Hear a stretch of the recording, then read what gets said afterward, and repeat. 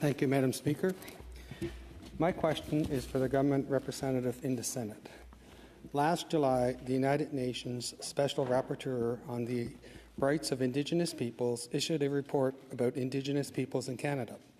Among a number of recommendations, Mr. Kali-Tszay specifically called on Canada to implement the recommendations of the Senate Committee on Indigenous Peoples, including repealing Section 6, Bracket 2 of the Indian Act, also known as the Second Generation Cutoff.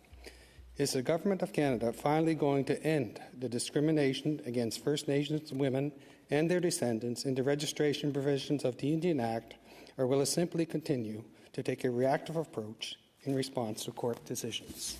Senator Gold. Thank you for your question, and again for reminding us that the work towards eliminating gender inequality and other inequities in our system of law, the Indian Act being only the most prominent example of it in this regard, is ongoing. This government has done more than any government in history to address it, and the Senate has played a critical role in that regard.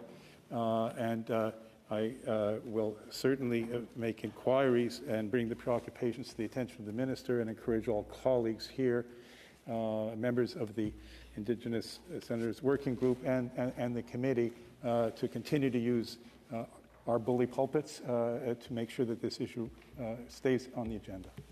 Senator Francis. Senator Gold, First Nations women and their descendants have fought for decades in the courts to address sex discrimination, and we deserve redress for the harms that continue to be perpetrated.